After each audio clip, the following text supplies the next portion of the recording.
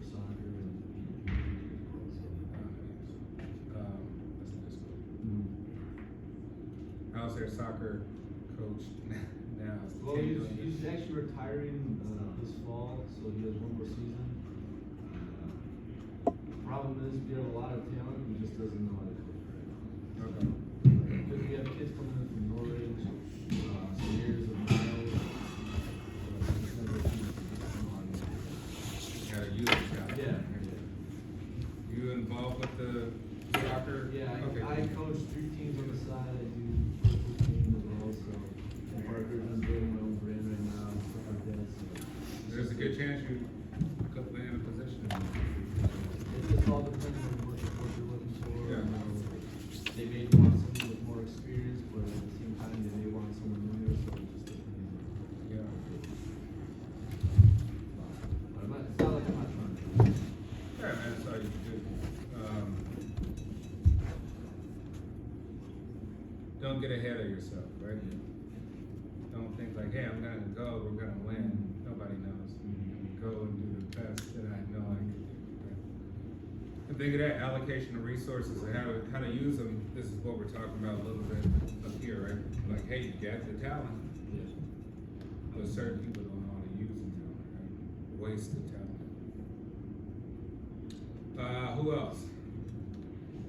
Prospects, jobs, grad school, anything coming up. Starting a business, got a new idea.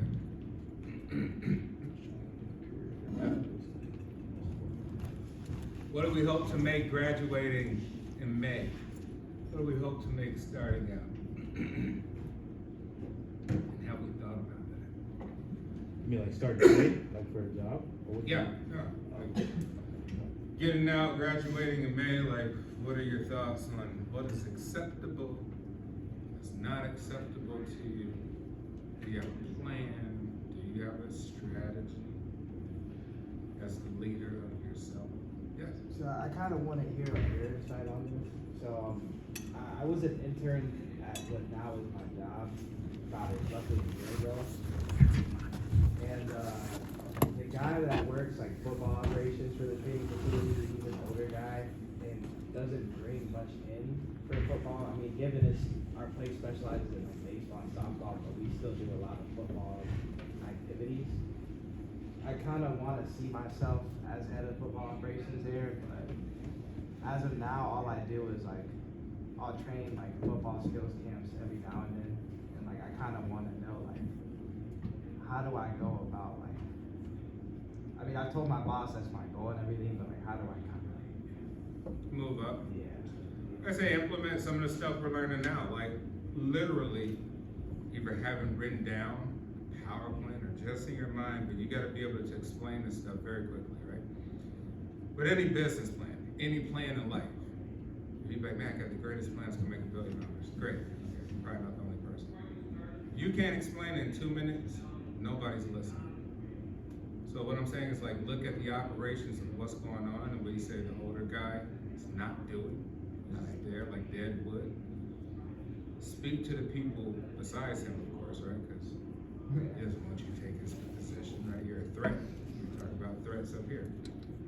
But speak to the people that you know that where you can still keep your job but still get the word out that, hey, I'm actually paying attention to what's going on. I know what's going on and I know how to improve this, right? And keep doing that.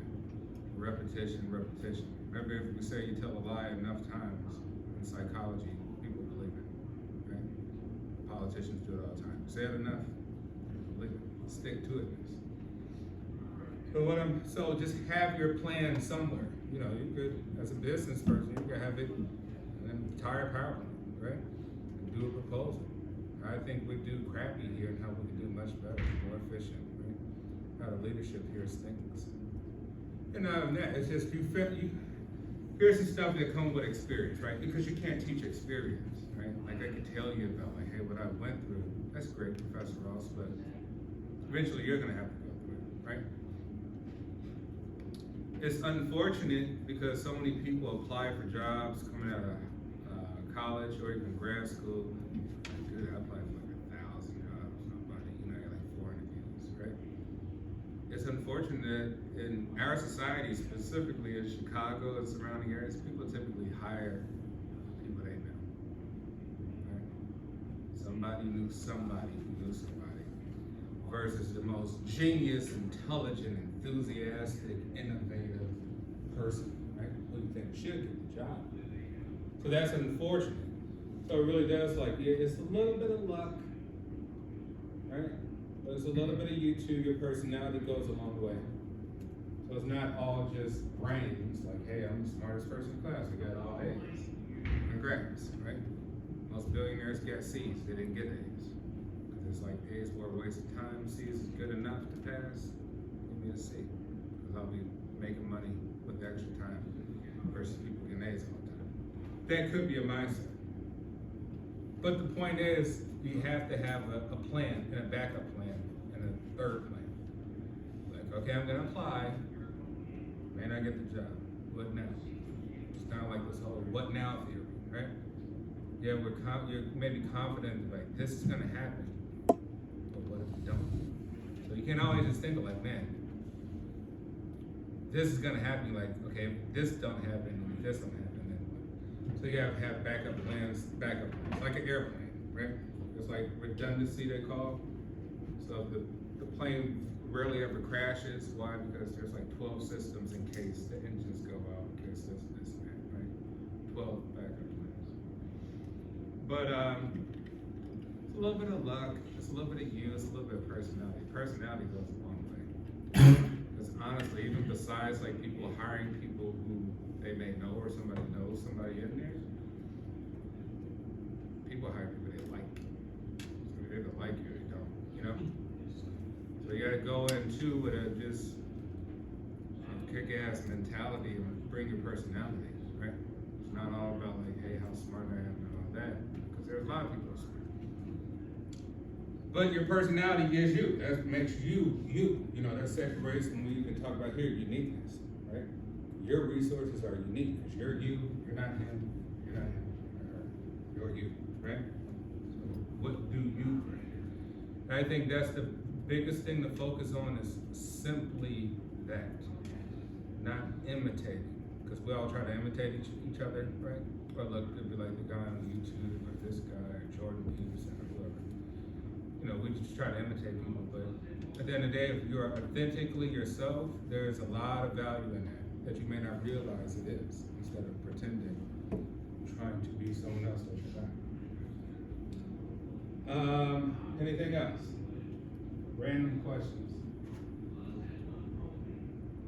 Yeah, it's hard. You know, it's hard coming out college and trying to be good, unless you already got a job lined up or something, right? So it's hard trying to get that first job. Then you get it. You know, as a person who does analysis, it's kind of like, wow, you know, what are you making? Oh, man, they paid me 55, 60. If you write down the numbers, after taxes, after everything, health insurance, and stuff, like, man, you really don't make that much. You know what I mean? Like, you have enough, you'll survive. You have a apartment or something. Money is not as much as you think it is. And if you're putting in a ton of hours, you really are like, you do the math again. Oh, you're making me work 80 hours a week. And like, the person working at Starbucks is only working 30. And actually, quality of life, work-life balance, might make more sense to not work so much, right? Yes. So, this question pertains to finding employment after graduation. So, traditionally, May of every year is usually like when, you know, graduations happen and people try to go to the workforce. There's also obviously graduations at the end of the fall semester. So the reason why I'm in this course as a junior is so I can get out of the way, because if I'm grant more, like the maximum credits for next semester, I can graduate the semester early. So I'm not sure if you would know.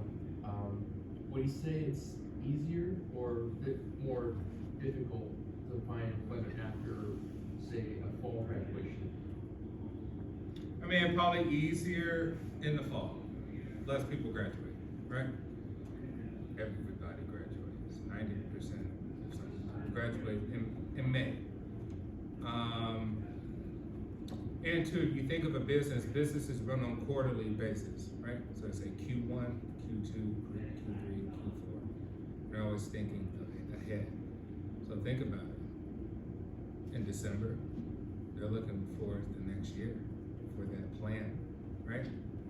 But in May, right, you're still in Q2, looking at Q3, it's too saturated. So it means it's too saturated of number of people applying for jobs, so now they can't really filter to figure out who's worthwhile, because you go on LinkedIn for a position and be like, oh, 10,001 people apply for this position, you know. Definitely when the numbers are low, I say you have a better chance. And the fact that the new year's rolling out, there's always potential for all new sorts of new things because of the new year, as opposed to almost right in the middle of the year, you know. So a lot of times I ever get things locked in, you know, like they don't want to hire anybody else, or only a few people that want to hire. And those are things too to consider, like if you do go on all of these sites or whatever, and pay attention to the number of people applied, therefore you don't waste your time, right? So you really gotta like pay attention. And literally focus on what you want to do very, very specifically. If you're too broad applying for all types of jobs, your anxiety is going to kick in, right? It's just too random. Let's say focus as hard as you can on being very, very specific. Obviously tailoring your resume and cover letter and all that, specific to that. And when you're doing resumes, companies are about action. And you can put everything you've done is an action. You're like, I've increased whatever, summer job, intern, working for your parents, a volunteer group, anything you've done, you've like, I've increased X amount of this by 3%. That's the language they want to hear. They don't want to hear like, I'm a hard worker, it's too generic, right? So they don't want to hear this, like, man, what did you actually increase? What did you change? Show me in action what you changed on paper. So those are some of the takeaways. But you might get lucky, you know. I say, you might get lucky, but communicate. For me, I got lucky half the time just by communicating. I don't communicate, nobody knows you exist here. Nobody knows who are you. But I was communicating with so many people shooting emails, and of course a lot of them turned me down. You know, they didn't even respond. But the ones that did, it led to meeting and talking, engaging. Bring more people in, have conversations. And that's how it works, you know? And you land somewhere, that's where you land. And you don't feel bad about it, which we'll talk about even with this course. Because this course is your capstone, right? Isn't this the capstone course? You're like, why? Like, what's so special about this course? Sometimes that English seems dry. Literally, this is like making you into a general, right? And it's not that complex. This is not finance, it's not accounting, where you be doing all this hard math, right? But this is literally creating a mindset to be a general. You're a general, you're going to war. How do you become a good general? A good leader. Can everybody be a general? No, they can't. They don't have the mindset. So it's creating a mindset, right? So to be a good business person or a leader, I would rather say, just a leader, making good decisions, you gotta be stoic. What does that mean? Like stoicism in philosophy. Yes? Kind of like unfazed by what happens to you throughout the day. Yeah, I mean, you could say you're kind of unfazed, right? You're not jolted like the average person. But why are you unfazed? What would be the reason why one would be stoic? I'd say because you're in control of your emotions. There you go, absolutely. You only focus on what you're in control of, right? You don't feel bad about being rejected by somebody. Why? You're not in control of somebody rejecting your resume. How are you in control?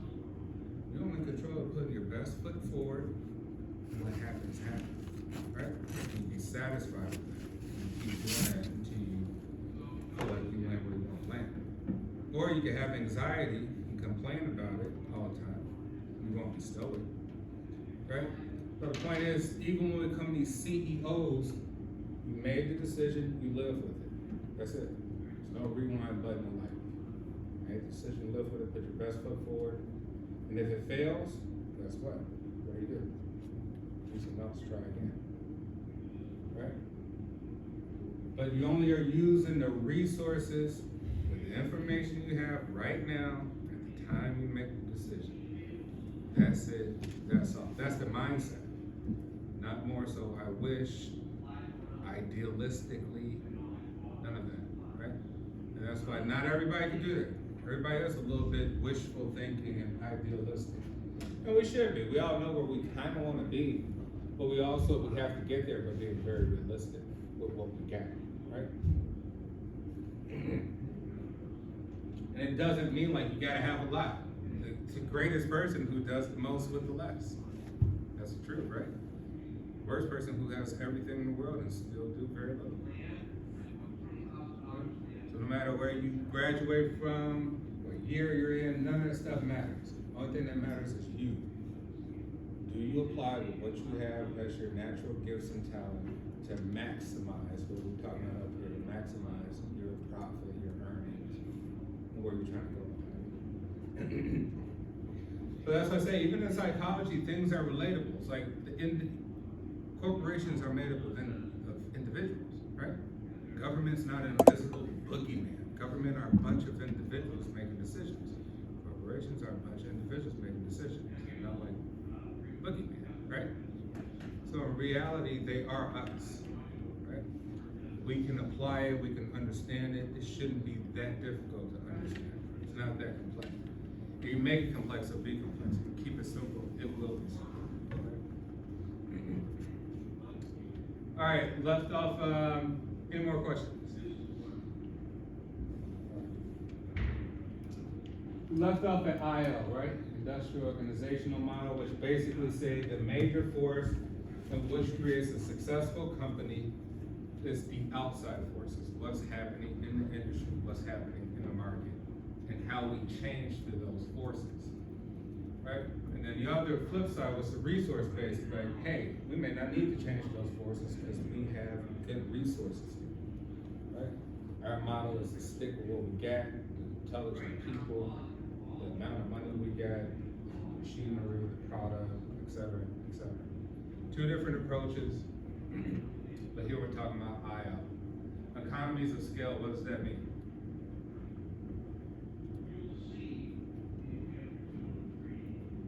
What does that mean? And give me an example.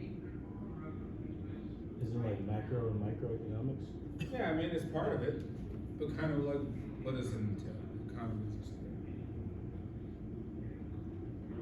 Refer probably to like the economy and leadership model.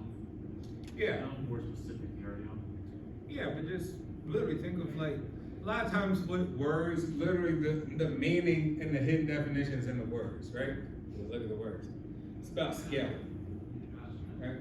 So basically say who makes the most of something will inevitably make the most revenue, right?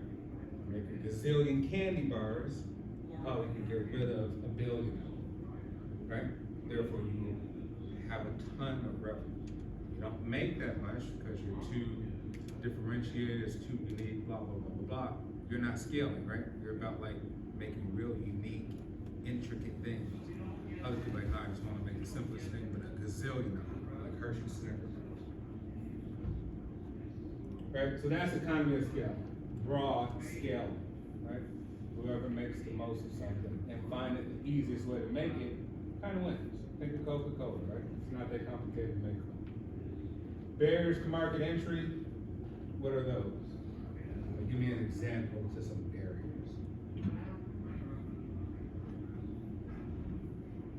Finding someone to loan you money. Yeah, I mean, it could be loan the money, but kind of really depends on like, hey, I got an idea, but my idea requires a lot of money, right? Above average money. I want to be the next Elon and make electric vehicles versus I want to open up a lemonade stand. Which one has a higher barrier to entry? electric car, right? You're gonna need a couple $1 billion loaned to you versus, $3,000, right? Or so it could be capital. You're like, well, capital, money is a barrier. That's why certain companies who are way at the top, the monopolies, it's too hard to compete just because of the amount of money it takes to even start doing what they do. It's hard to even start trying to compete in certain industries. Restaurant is very low. That's why everybody can just open up a restaurant. Open up a hot dog. Or it could be technology, but well, technology is too intricate. The people we need too many engineers, we need too many smart, well-paid individuals, right? So it could be a lot of barriers. Just think of anything that makes something extremely difficult versus your competition. Right? Diversification is very important. Diversifying the type of people that work in your job, which creates a good culture. Diversifying technology, all the different things you can think of. You diversify. Product differentiation. Yes, if you're competing, you're in the same market, you make kind of the same similar things, but they're just different, right? You make your own little spin, you only need to use different colors, different logos, all of those things. And then how concentrated are firms in the industry? Think of just yourself, like, is the field you're trying to go in, is it too saturated, or is it highly specialized, highly customized? You might be trying to go into a field where it's just too many people trying to do the same stuff. And then market frictions, right? It's just basically issues within the market where people overlap, and it's too much hyper competition, there's too much friction going on. So once again, IO is affected by external environment as opposed to unique resources.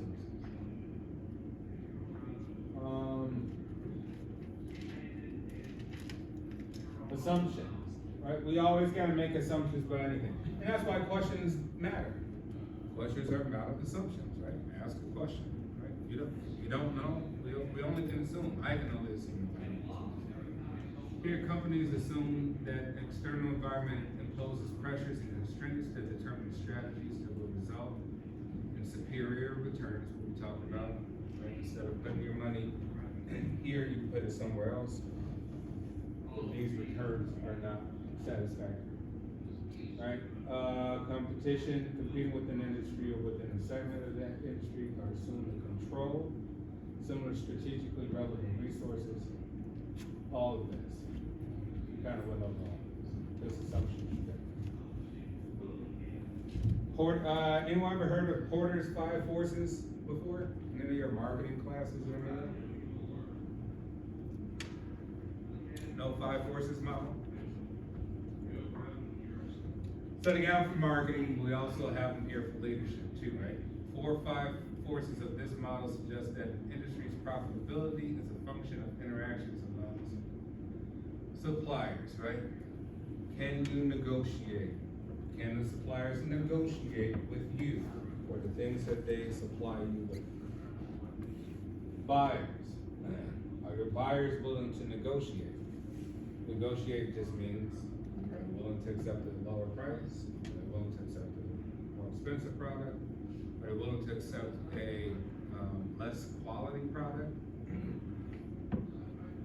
Competitive rivalry, how much rivalry you have.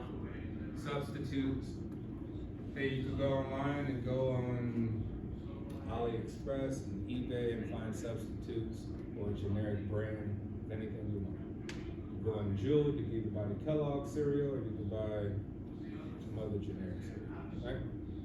You pick. But then that value comes in, right? You may say like, no, the generic brand tastes like crap.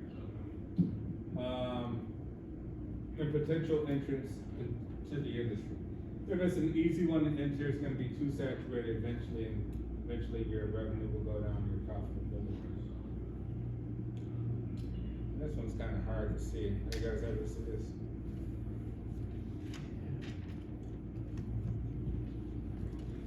Alright, so how we get here? Study external environment. This is what we're gonna do. We wanna study and analyze the external environment. Wanna locate an industry with high potential for above average returns. Wanna identify the strategy called for. Right? What's your strategy? Right? Develop or acquire assets and skill needed to implement the strategy. What kind of people you need, what kind of resources you need to do it. And use the firm's strengths to develop or acquire assets and skills to implement strategy. Excellent, basically.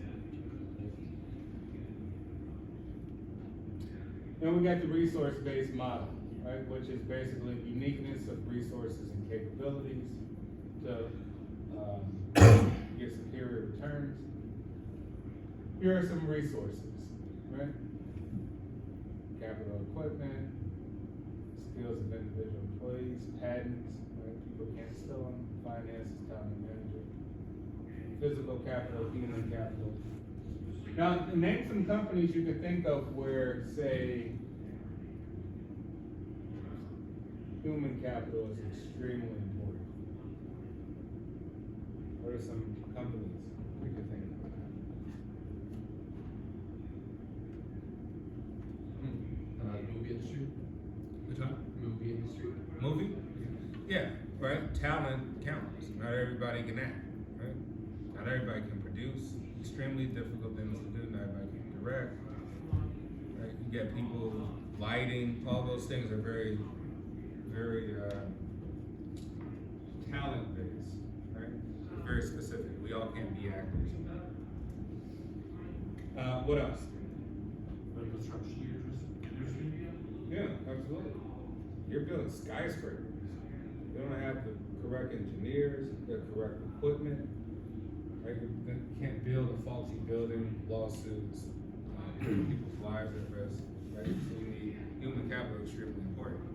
You need people in the union, people in the trades, people who've been doing it for a long time, they're certified, they're licensed to cut the wood, cut the metal, rivet the metal, all this stuff, right? You can't just get anybody off the street. What else? What's some big companies we can think of?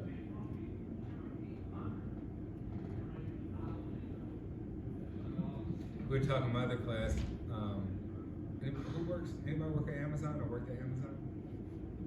Okay, never mind that class. Amazon, right? They have a lot of people working those distribution centers, like working all night, 24 hours, no bathroom break, well, barely in the bathroom breaks, right? A lot. So they need all of that in order to get your Amazon packages on time, all the time. Right? So human capital is important. And you can think of any tech company, right? You work at Google, Mountain View, California, or Facebook, or Apple, you're gonna be highly specialized in whatever technological field you're in. So you're a really smart person in that field. Physical capital, do you think of some companies where like actual physical things they have are extremely important to a success?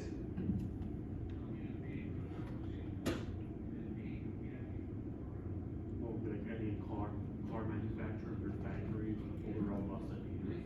Yeah, absolutely, right? Manufacturing, right? Manufacturing is the main part of the job. The secondary part, I guess, is sales, right? The main part is creating a device. Tesla, GM, Ford, Honda, Toyota, et cetera, right? Organizational capital. Like just the organization, how it's organized, it's structured, leadership. What are some companies like that?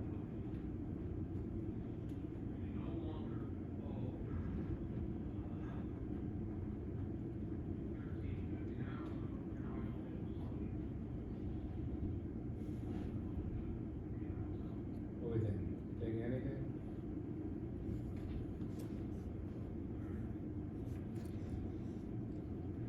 I mean, it could pretty much be any industry, right? It could be non-for-profits, right? How well you organize in order to solicit donations from people, right? A lot of the investment companies, finance companies, how well you're organized, right? To delegate tasks to get certain investments done properly and can manage and look at the legal aspects of things like that, lawyers, people like that. Resources have a greater likelihood of being a competitive advantage when integrated to form capability. Here before we talk about core competencies, where you do well first, capabilities just your capacity. And here we got resources, capability, competitive advantage, attractive industry, strategy formulation, implementation, superior returns. This is the resource-based model. We talked about vision and mission before, right? Vision is basically idealistic, long-term, right? What you want to be. Mission is what you're actually going to provide to your customers of value. We just talked about an effective mission and how it works. We get it. Stakeholders. Did we cover stakeholders last class? I think so. Anybody who has an interest. All right, firms can separate the parties involved with their operations into at least three groups: capital markets, product markets, stakeholders, organizational stakeholders. What would an example of this be? Capital markets stakeholders. What does that mean? An example.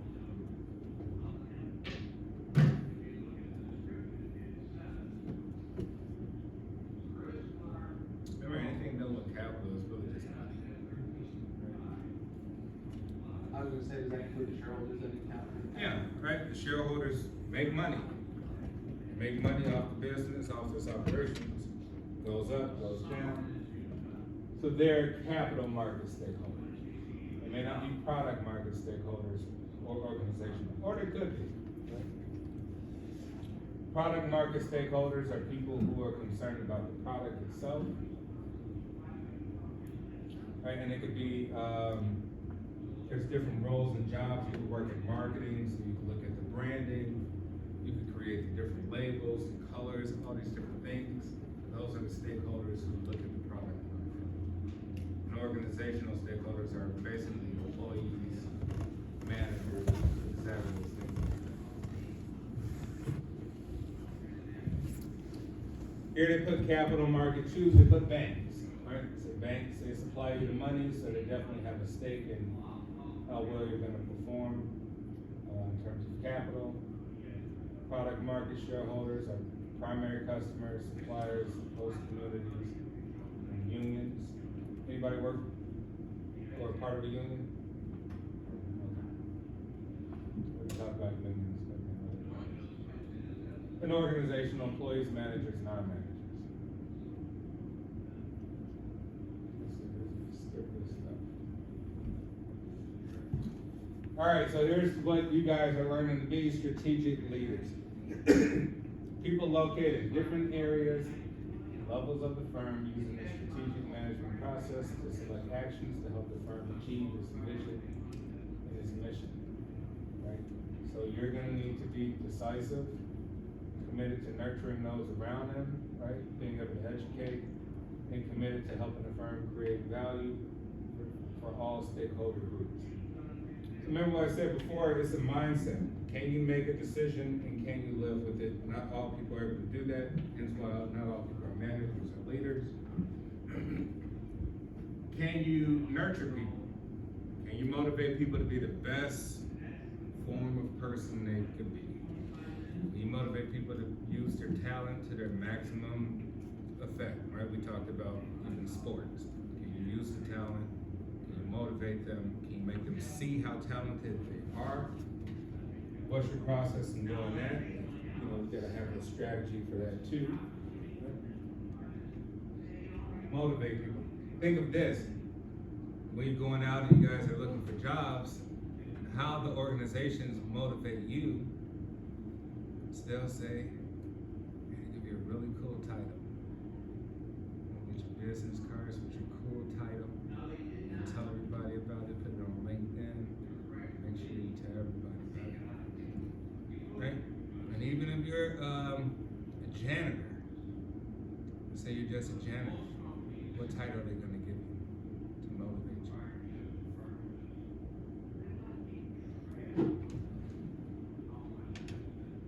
Man, you're not a janitor. You're the facilities man. This is all part of how it all works, right? So as a leader, you also are part of that too. You know that some titles are very, very important to people because it makes them feel the way. And so you want to have, you know, there's certain unique titles only for certain organizations, right? But that's all part of it. And so even, you know, when you do think about this, when you're going for your jobs, okay, you got the job and they give you the title. Now they want to give you a new title. And they say, oh, they give you a raise too, it's only 30 cents. Right? There's a play on psychology, you might take the 30 cents raise, but it may come with a crap load of like ridiculous work. And guess why you didn't do it? Because of the title. Like I got a new title. Right? I'm not a janitor or facilities manager. I'm an executive business, blah, blah, blah. Does it work? Yes. Right? You're gonna motivate people to wanna keep the job because it makes them feel good. But this is also knowledge for you to also have too, so you can kind of filter through the BS. And they're like, all right, I see what you're doing, right? So you gotta learn how to nurture people around them, yourself. Therefore, it's either with titles, or it's actually pumping them up, motivating them, seminars, training, all these different methods. And committed to helping the firm create value for all stakeholder groups. That's going to be your primary role. General CEOs are responsible for making certain that the firms use strategic management process, and the most effective CEOs and top-level managers understand how to delegate strategic responsibilities to help grow the firm. Any questions so far?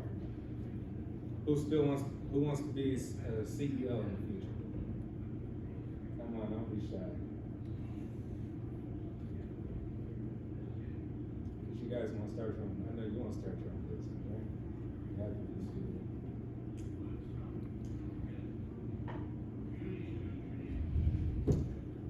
Yeah, this stuff is not easy. You know, as a person who's done all this business stuff, if you start your own business, it's even harder because you do have to make hard decisions that can affect people even really closely. You know, eventually, if you love the people who work for you, you care about them. It's hard to make certain decisions about letting people go, firing people, things that just change. So it does impact your life, and it's not for everybody. So it does require like a certain change in your mentality. But it's still awesome. I mean, you're still, you know, your own boss. So it's working. Organizational culture, this is a big one. This affects strategic leaders in their work. Think Google. Anybody ever been inside like a Google facility or headquarters or Facebook or any of these like new marketing companies, right? You see how much they have to offer, right? They might have a bar. Oh, they got all. Remember Google? I think they still have all you can eat. You know, go eat for free all day at the job. They got a yoga class, a yoga room over here. They got it. Why do they have all that? What's the point? It costs a lot of money to keep. What's the point of all of that? Yeah, attract the best people, but to make people feel good about working there, right? They almost make it feel like home. You're like, oh, I work at my job, and I'm gonna export, right? So they're kind of like making your entire life part of the company, like how you work out, how you stay healthy, you know, diet and nutrition, all of this thing. We're doing that to create a culture there so that you stay. You're motivated, now you got better employees. They're way more loyal, they're not going anywhere. That's too much cool stuff to have, to give away to another company. So a complex of ideologies, so you would hear, you know, certain mantras and ideologies about what the company is, what it's about. Symbols, right? Logos, colors, all that stuff matters. Core values. And this all influence how the firm conducts its business.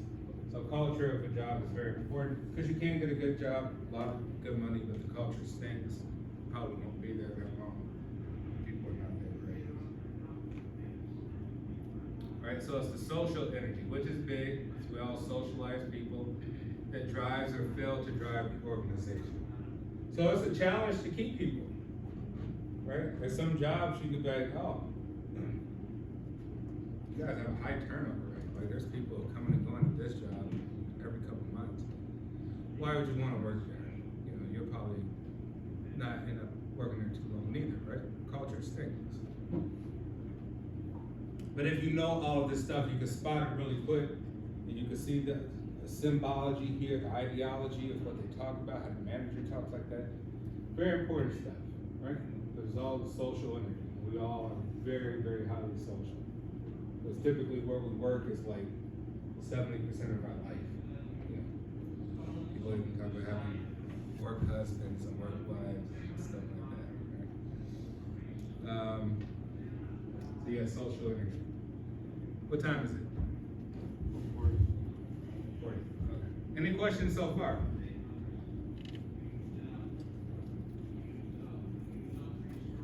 All right, prereqs to success as a strategic leader: hard work, of course, right?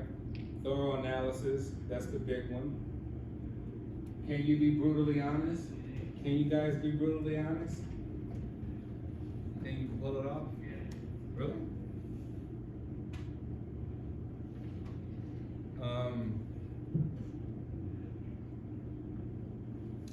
What is the acronym?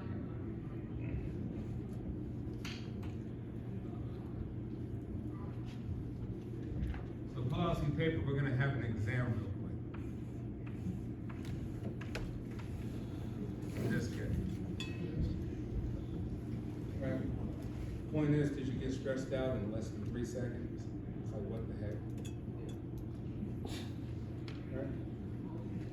This is expect the unexpected at all times, right? When we say militaristic.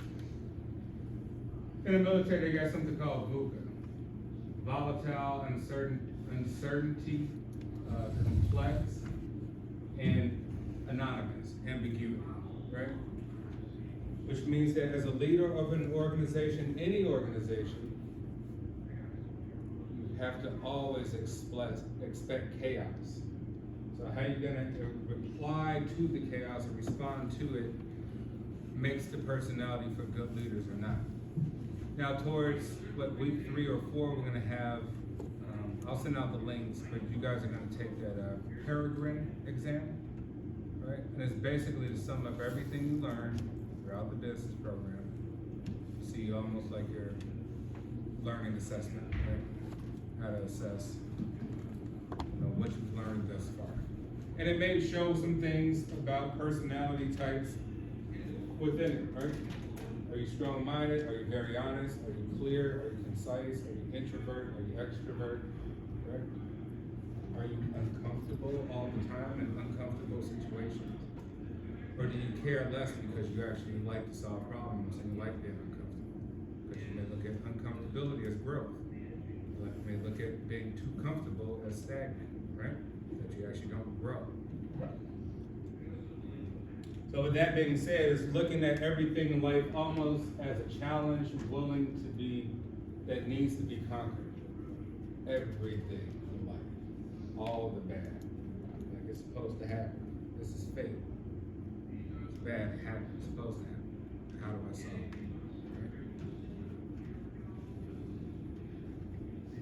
Right? Wanting to feminist people to achieve success, so not being too arrogant, just wanting your success.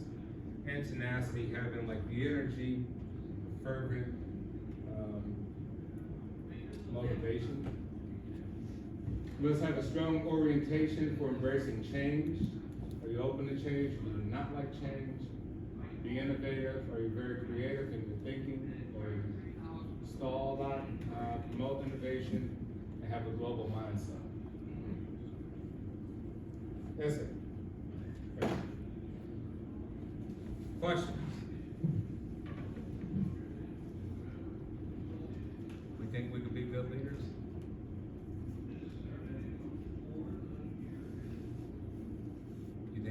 a good politician, run for office?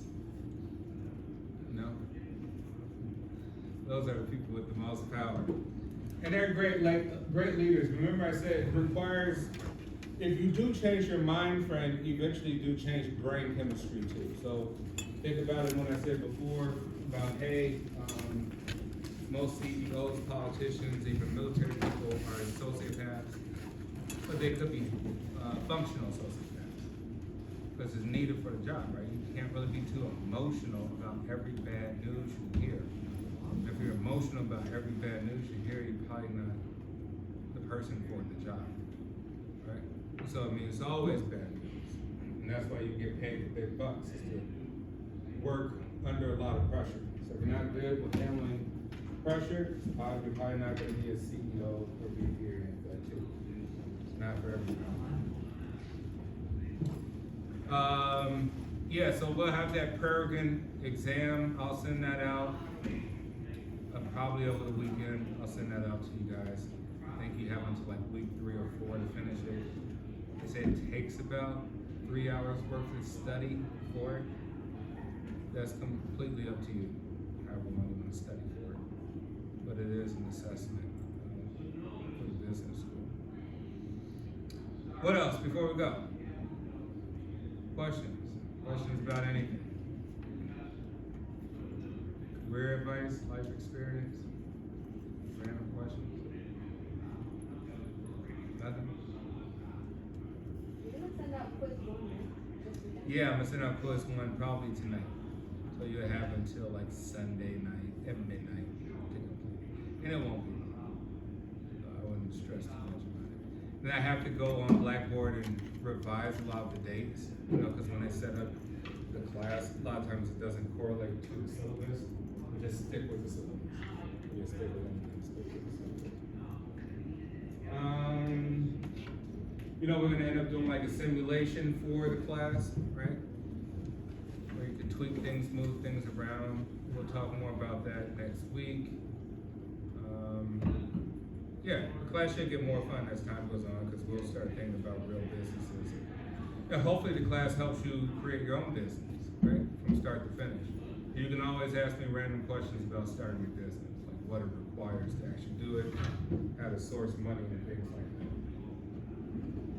And maybe at the end of the semester or something, see if I have any job opportunities or something, whatever, my business or foundation or something. All right, I'm not gonna hold you guys up. You have a great weekend. No class